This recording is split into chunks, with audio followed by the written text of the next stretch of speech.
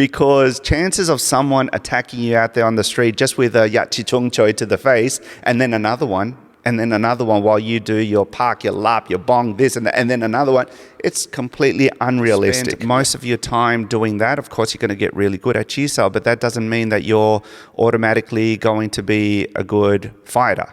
SiFus and instructors, masters out there fall into the same trap of only working out hard up to their comfort zone. Hi everyone, welcome back to my channel. So today is a special one because we're going to have a brand new episode from our Wing Chun by Design podcast, and I'm really looking forward to having this conversation with my longtime student, Stefan. Hi Stefan, how are you? Hi SiFu, how are you doing? Good, thanks. So today we thought it would be a good topic to discuss conceptual versus reality, because unfortunately nowadays a lot of people that are involved in Wing Chun, in the Wing Chun community, whether they're a student or an instructor, they find themselves spending a bit too much time in the realm of concepts and theories and ideas. And unfortunately, most of them are deviating from the reality of training and the reality of self-defense, right, which basically is what this system, in my opinion, is all about. It's learning how to fight, how to defend yourself. Yep. So let's dive into this topic. So what's your opinion on, concepts versus reality? Well, a concept is an idea. It's a well thought out idea that someone else has explored. And then reality is your ability to use that in a real world example, real world scenario. Yep. So it's like if you play sport, you can train all the time.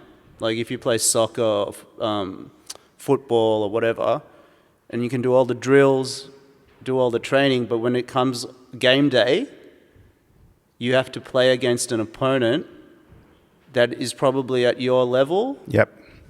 There's a lot of emotions because the game is on the line, and then you have to overcome all those things to execute.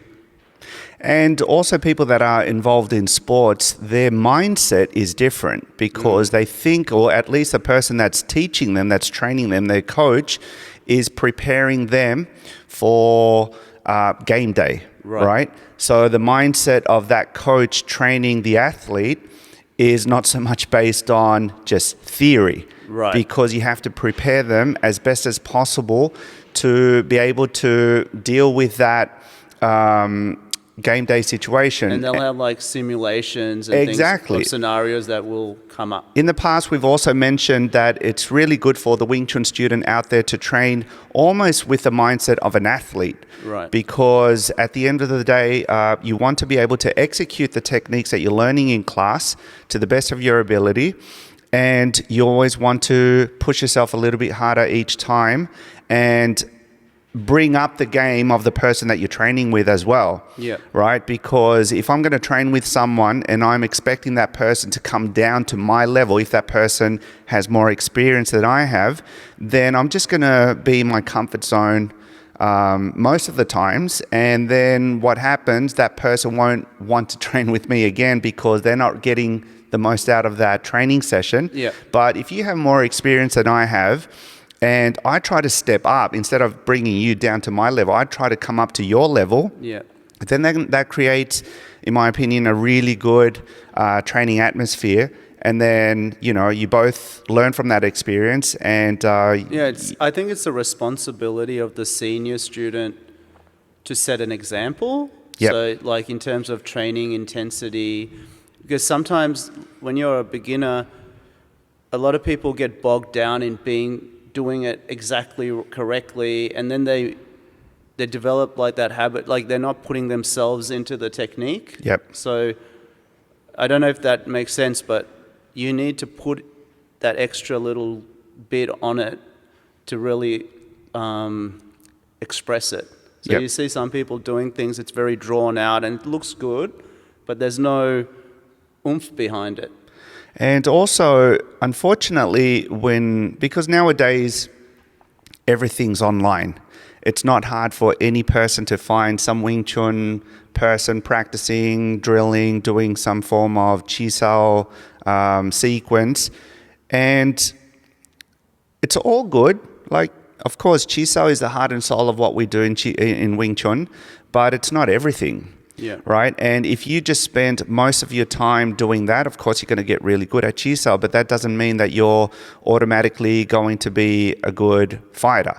Yeah. Because you have to go through the process of having someone really, throw that punch, throw that kick, launch whatever attack they're doing at that given time, and carefully, of course, but not hold him back, right?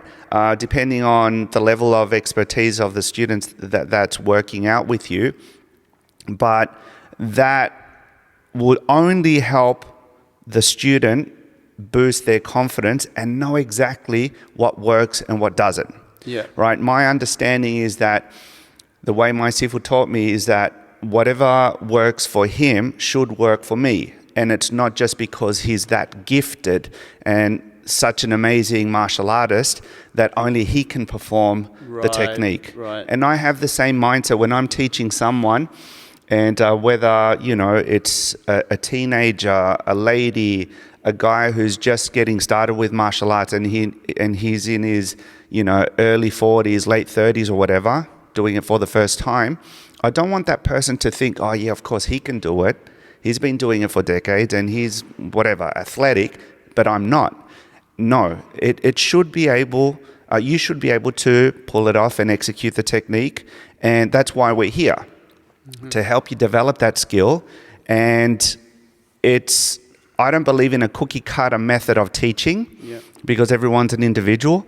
And but that's where you go back and forth with the SiFu, with your seniors, and with a training partner. So that way, you can get that experience. And when you leave the training floor that day, you feel like, at least I've taken a step forward to reaching my goal. Yeah. Would you agree? Yeah, I do agree. And the other thing that I wanted to say was, when you're doing drills, just that they're predetermined. So they're predetermined for a reason. Like you're doing that to develop your technical ability, but then we have other ways of training to randomize it, like circle training and sparring and things like that. Yep. That it's just that next level of getting close to a real situation. And that's where most people stop progressing. SiFus and instructors, masters out there fall into the same trap of only working out hard up to their comfort zone. Right. And especially in martial arts, and you see it all over the place, where people don't want to look embarrassed, right, in front of a class or in front of their training partner. So most people out there will always train something where it's predetermined. And because if it's live freestyle and those attacks are just coming randomly at you, a lot of people struggle with that.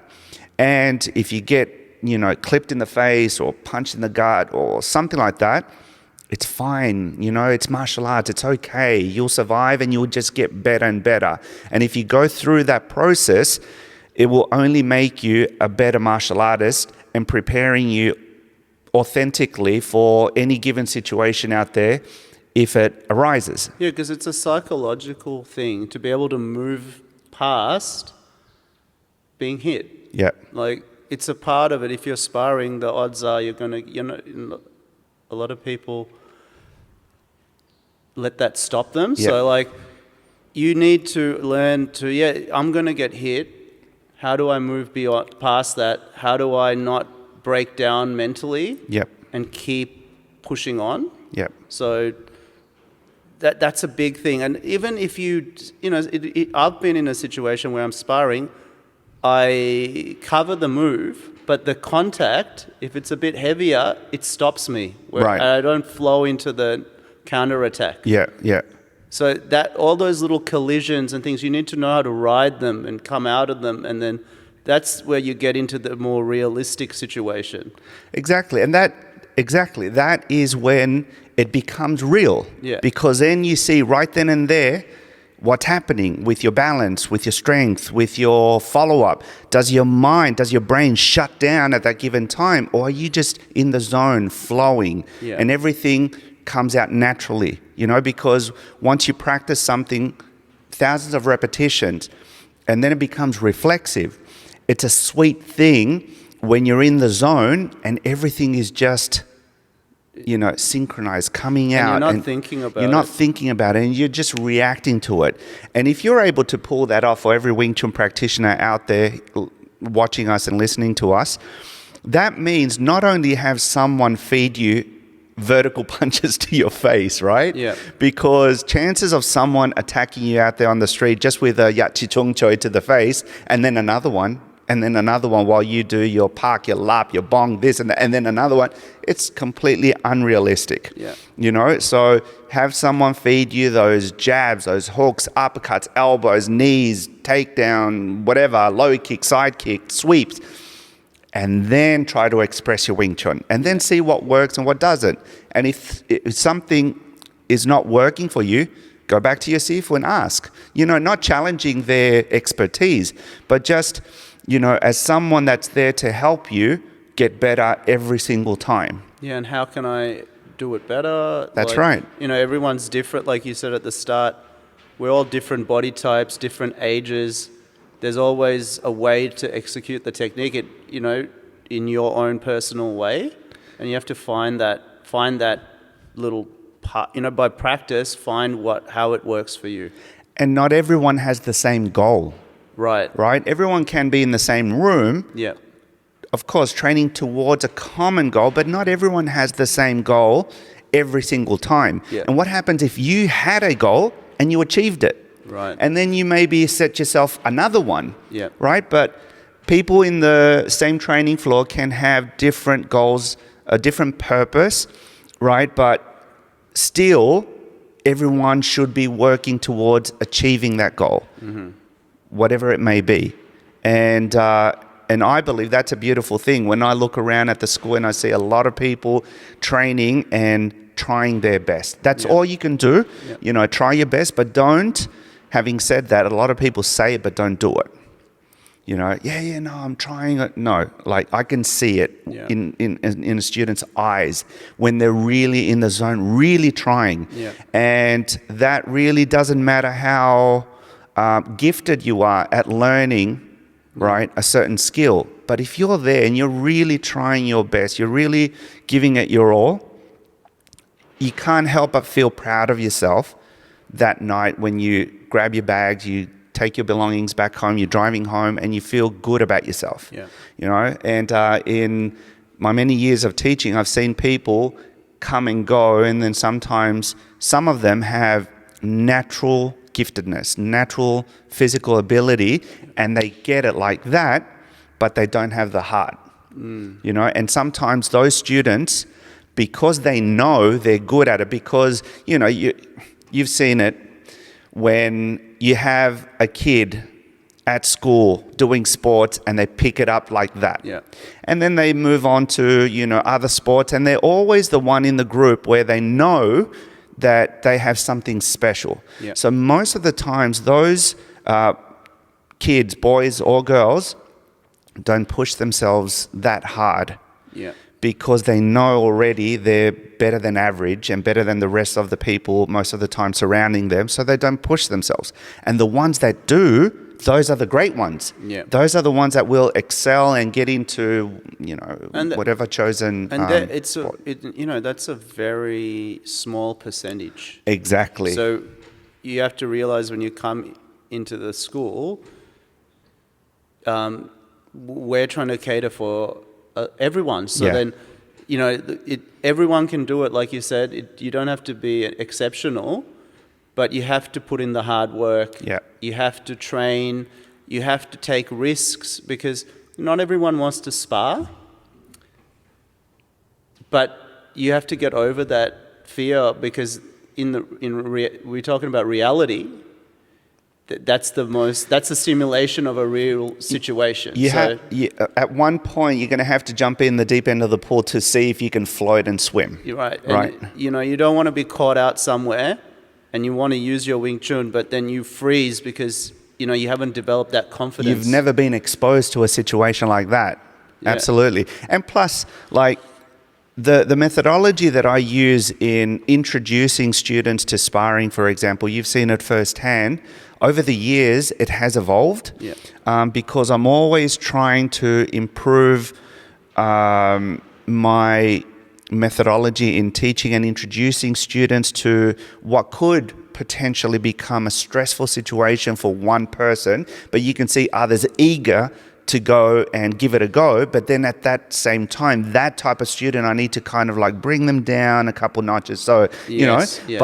But it's not like back in the day when I learned, it's like, just go for it, and sometimes you wouldn't even have gloves. You just, all right, you go. And there wasn't even a timer, Is it a 3-minute round? Is it an 8-minute round? It doesn't matter, just go. Yeah. Now I find that, I feel proud about the program that I put together, and you guys help me, teach the students, introduce them to all these things. And we've seen the last year, technical proficiency has gone really high. high. And you can see it with students that have been training only for a few months, but already you can see the foundation, right? And with the students that have been training for a long time, you can already see the control, the speed, the accuracy, the timing, right? The combinations, the sequences that they're coming up with, just because they feel, I believe, relaxed, safe, and creative enough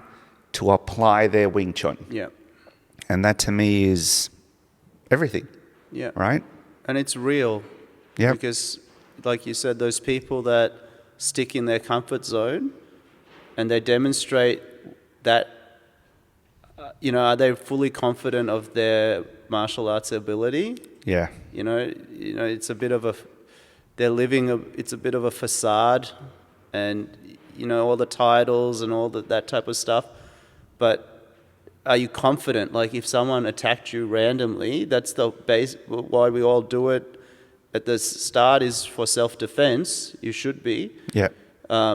If you're sticking to in your comfort zone, you're not, you need to take risks. You need to put yourself in that situation. So it's a safe environment. We're very safe here. Yeah. And but you get that little butterflies, you get the nerves, but you're not going to get hurt. And you're going to grow from that experience. Yeah, absolutely. Okay, guys, so that's it for this episode. Tell us what you think in the comments below if you're watching us on YouTube, or please leave a comment in any of the podcast channels that you are listening to us.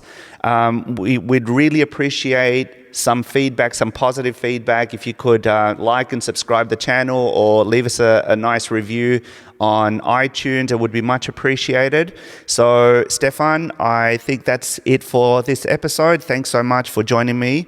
Thanks, SiFu. And guys, we'll see you on the next one. Thanks. Bye. Okay, guys, so that's it for today's video. Thank you so much for watching. If you enjoyed it, please click the like button, share it with a friend. And guys, don't forget to check out some of my other videos. There's plenty of material there to keep you busy training and taking your Wing Chun to the next level. If you haven't already, check out my online academy. It's umauniversity.com.au. There's a free introductory applied Wing Chun course you can check out and learn from those videos as well. Having said that, I'll see you in the next one.